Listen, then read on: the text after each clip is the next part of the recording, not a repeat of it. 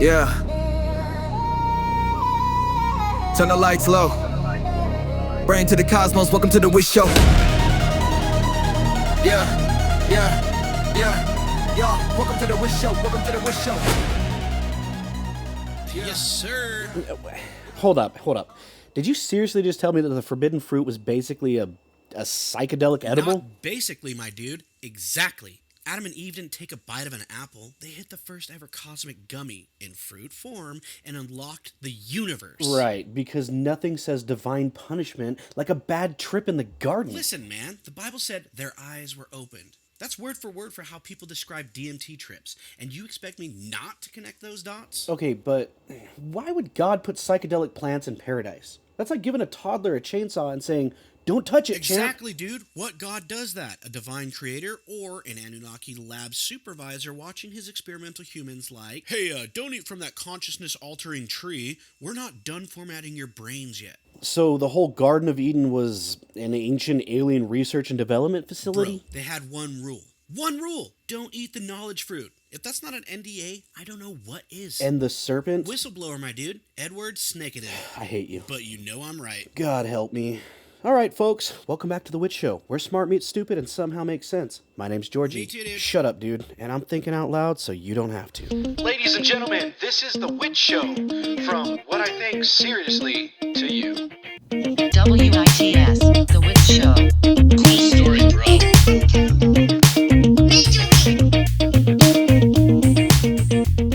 Ladies and gentlemen, thank you so much for joining me back on The Witch Show. Happy Saturday to you. If you drink energy drinks and you haven't checked out Dubby, make sure that you do use code The Witch Show and save yourself 30% off. You can do this at checkout anytime you want, as many times as you want. It's awesome, it helps out the show, and they've got so many delicious flavors. It's very nice for you. You're going to like very much, yes. With that being said, yo, Jarvis! Dubby in my cup, no sugar, no crash. Clean energy focus, yeah, it hits fast. Use code The Witch Show, 30% off. Alright, back to the weird, let's go. Wicked. Anyway, moving forward, I personally struggle with calling large parts of the Bible metaphorical. For example, when a priest tells you that eating the forbidden fruit was actually just a metaphor for fornicating, I'm just not with it. I also don't fully know what to believe when it comes to things like this, as there's so many holes in ancient religions like this. What can I say? I'm a skeptic. I'm a skeptic on everything. Do I think there's a creator? Absolutely. Something created everything. Even if you believe in nothing, you're saying that you were plucked from nothing, and then when you die, you go back to nothing? Yeah, I hate to break it to you, buddy, but it kind of sounds like you do believe in something, even if that something is nothing. I say that with quotations. Seriously, I'm quotating right now, and I am using both hands. Now stop laughing at my joke and let's move forward. The reason I personally struggle with calling large parts of the Bible metaphorical is simple. Every time something in it was dismissed as symbolic, history eventually showed it was physical. Cities like Jericho were real. People like Pontius Pilate were real. Entire civilizations like Hittitus were once called myths until we dug them up. Time and time again, archaeology hasn't embarrassed the Bible. It embarrassed the assumptions about it. Yeah, that's right. Score one for the religious people. So, when we reach the parts of the Bible that we can't test yet, like Eden and the Tree of Knowledge, or the fruit itself, I think it's far more reasonable to say that we've lost the evidence, not that the story was never meant to be literal in the first place. Because everything that we have found in the Bible that has been proven real is literal, not metaphorical. Let's start by correcting one of the biggest misconceptions in human history.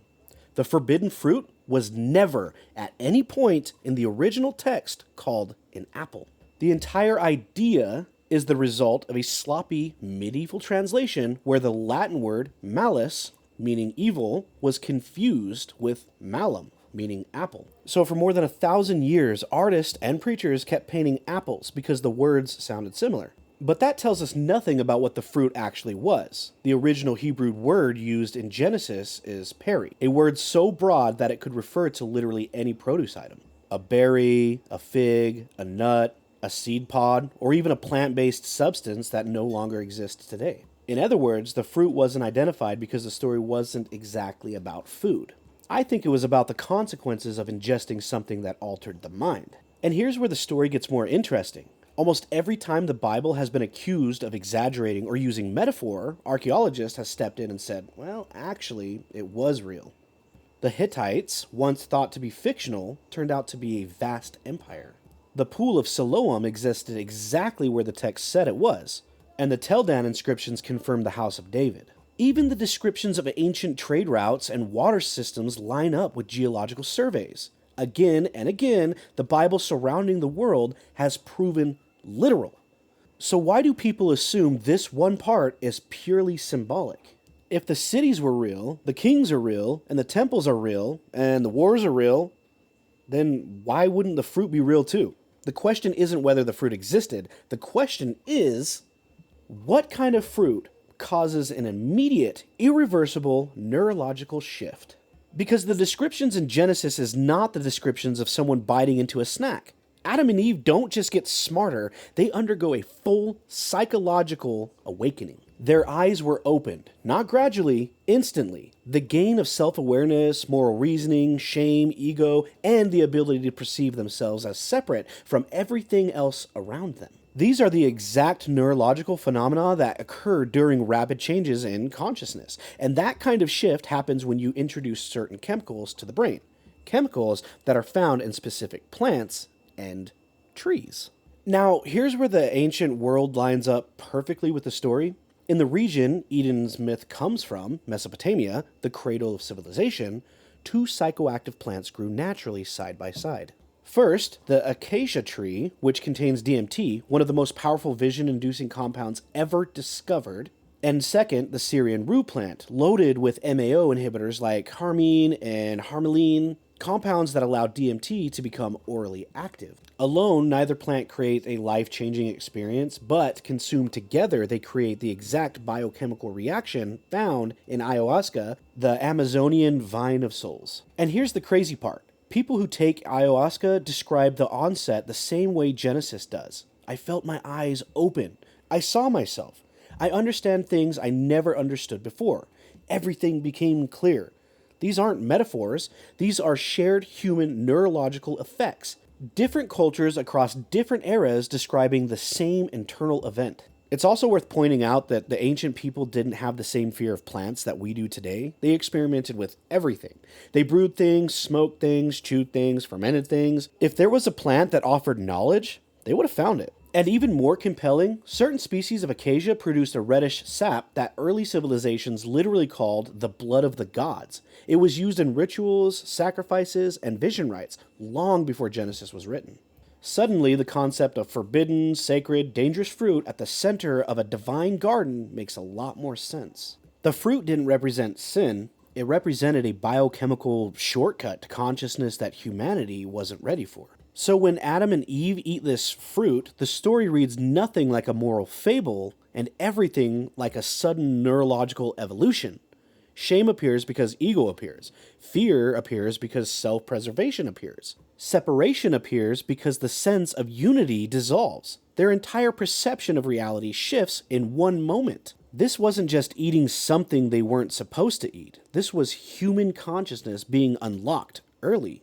Like a toddler accidentally figuring out the password to the universe. So, before humanity ever carved symbols into clay tablets and figured out how to push air through vocal cords to form words, there's a very real possibility that our earliest form of communication wasn't spoken at all.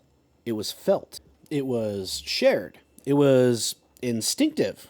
When you look at the earliest mythologies on Earth, things from Sumerians to the early Vedic text, the indigenous oral traditions, they all describe the earliest beings as communicating not with voices, but through intention, through direct thought. Even in Genesis account, Adam and Eve don't hear God speak the way that we think of speaking.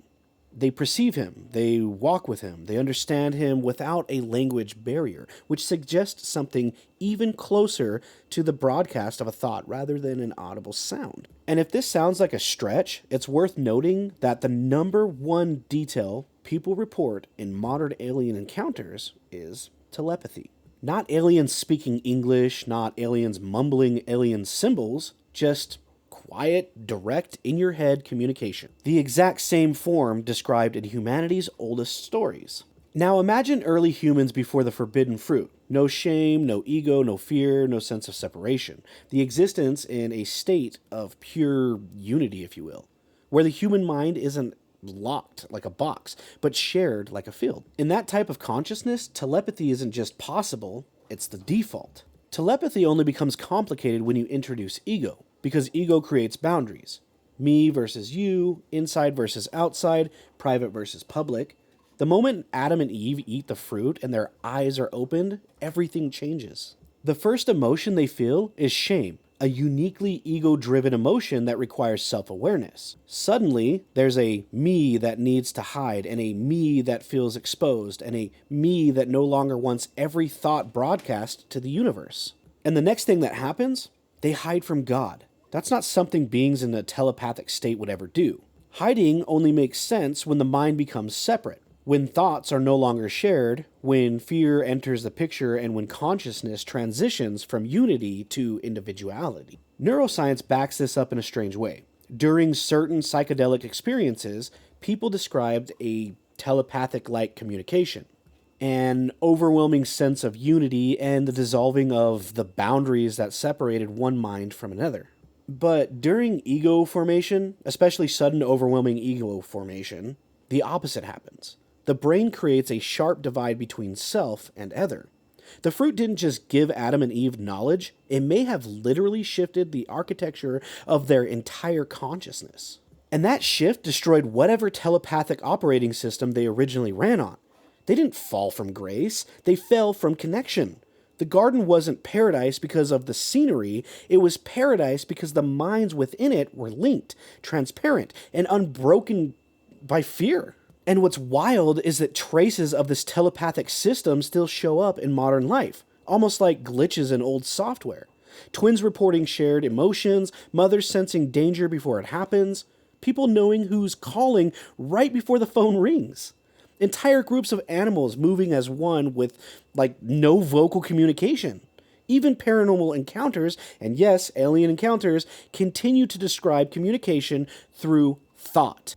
It's like humanity's original hardware still has dormant features we don't know how to access anymore. And maybe, just maybe, that loss didn't happen naturally. Maybe it happened the moment humans took in a substance that jump-started the ego too early. A neurological upgrade forced into place before the system was fully ready. If you strip Genesis of stained glass and Sunday school, what's left doesn't act like an all-knowing deity. It acts like a supervisor running an experiment. Long before Genesis, the Sumerians wrote about the Anunnaki, advanced beings who came to Earth, engineered humans, and ruled through hierarchy. They weren't gods because they were supernatural, but because their knowledge, their lifespan, and technology made them seem divine.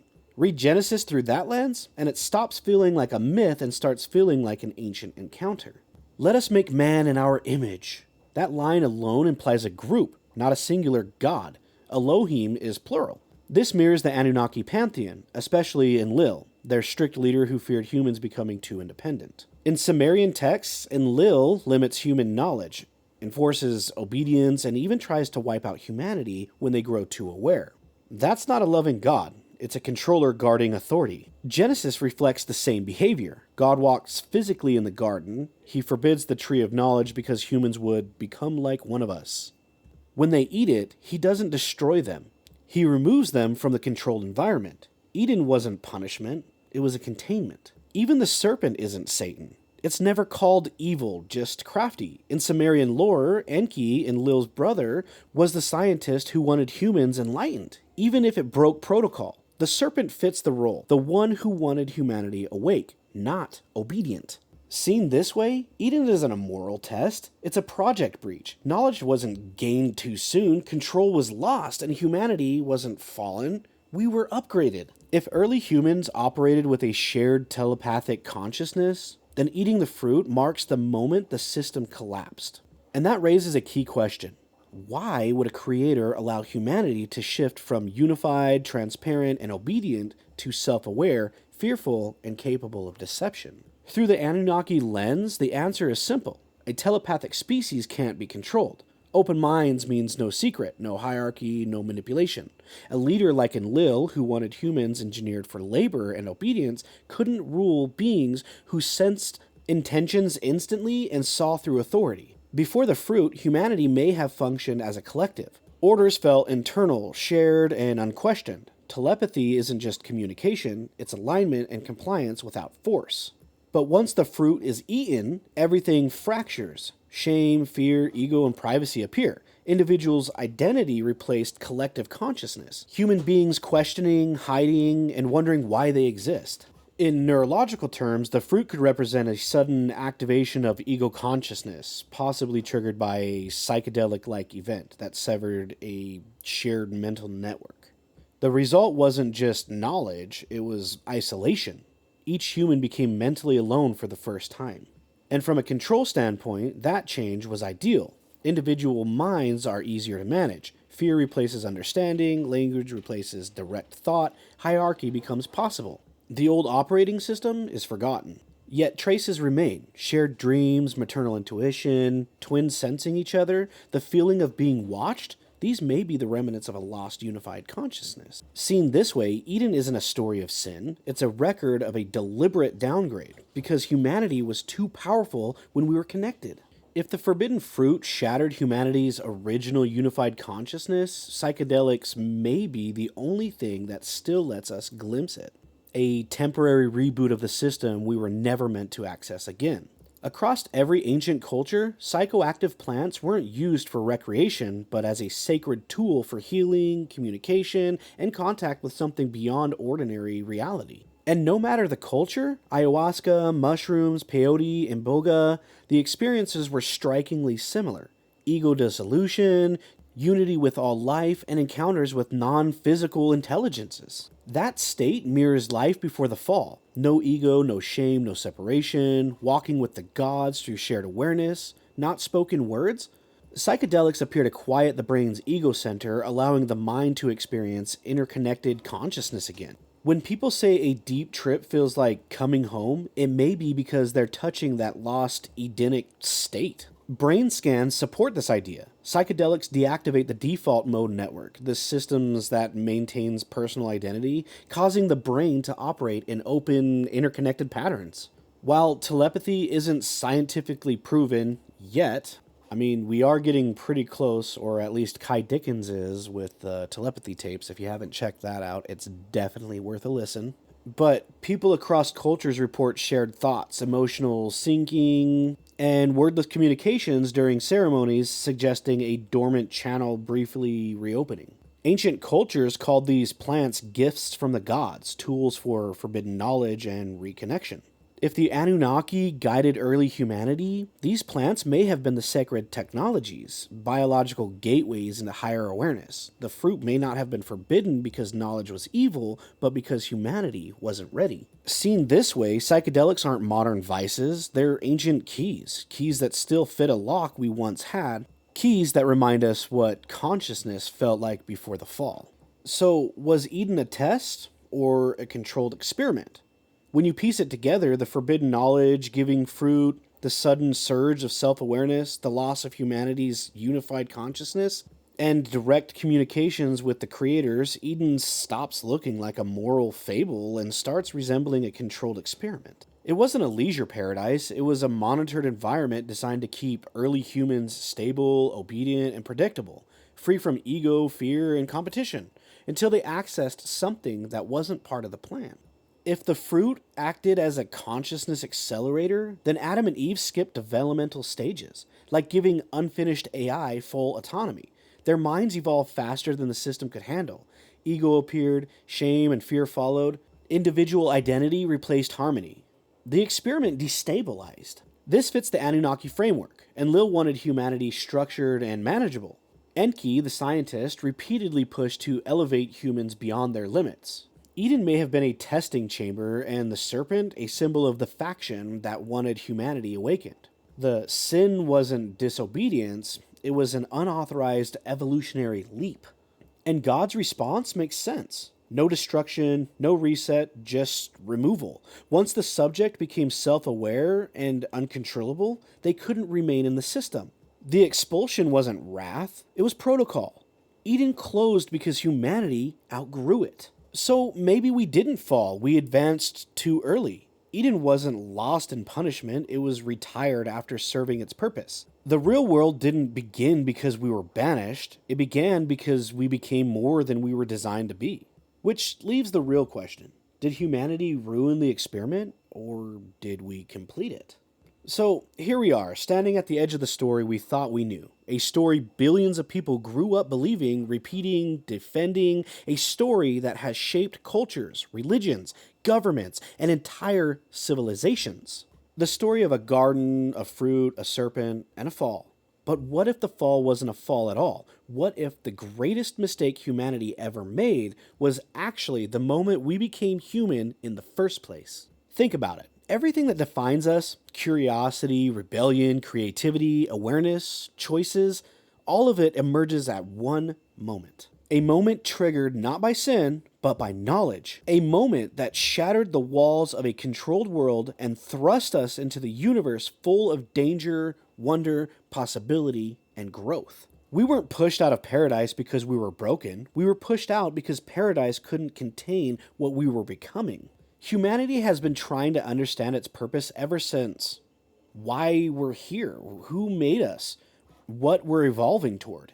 And maybe we've been looking in the wrong direction. Maybe the answers aren't in the sky or in ancient temples or buried in a holy text. Maybe they're inside us, locked behind the very consciousness that awakened in Eden. Maybe we didn't lose the telepathy. Maybe we outgrew it. Maybe psychedelics didn't alter the mind. Maybe they help us remember what the mind used to be capable of. And if the Anunnaki or whoever walked this earth before us really did try to limit our evolution, to pause us, to control us, then the greatest act of a rebellion in human history happened with a single bite. A moment where two humans stepped outside the boundaries of their creators and chose growth over obedience. They chose the unknown over familiar. They chose becoming something more over remaining something less. Maybe that was humanity's first mistake, or maybe that was humanity's first miracle. And if that's true, then we're not living in a world we were punished with. We're living in a world we earned. A world we created, a world we're still evolving through. The garden wasn't the beginning, it was the door. And the real story, our story, didn't begin until the moment we walked out. Now the only question that remains is this. If humanity really did unlock consciousness too early, what are we about to unlock next? Run straight to my comment section and tell me what you think, because I really, truly do want to know what you think. So, until next time, this is The Wit Show, where smart meets stupid and somehow makes sense. My name's Georgie, and I'll be here again next Saturday thinking out loud so you don't have to. Ladies and gentlemen, this is The Witch Show, from what I think seriously to you. WITS, The Wit Show. Cool story, bro.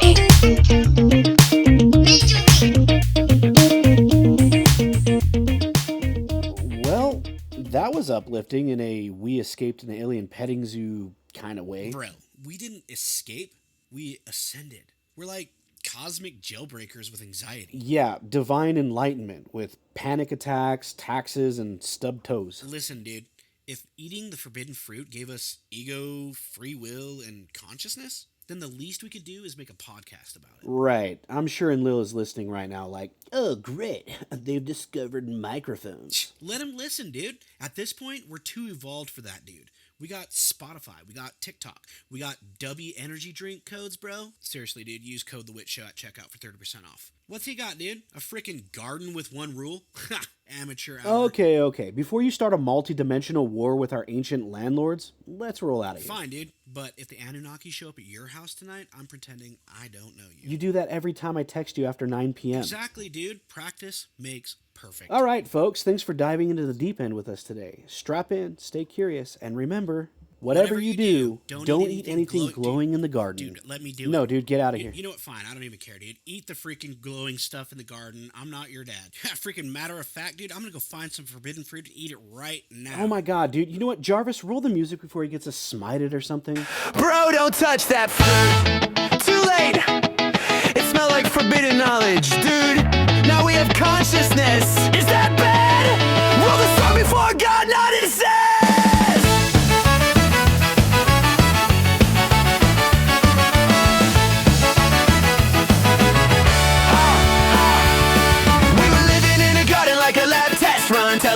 conversations floating out in the sun. Then a serpent whispered, take a bite, wake up. And suddenly the whole damn world got shook. Ego kicked in, paradise shut down. We saw through the rules and the lies in the crown. If Eden was a project, we broke phase one. Two human prototypes who bit the sun. So we buy the sun, yeah, we jumped the gun. But the spark in our skulls couldn't be undone. They wanted us simple, but look what we've become. Humanity was born when we bite the sun. Humanity was born, we bite the sun. Psychedelic visions had us seeing the code. Anunnaki overseers try and keep in control, but you can't cage minds that just learn to run. The fall wasn't failure, man, the fall was fun. They locked the garden, but we kept the key. Found it in the plants that said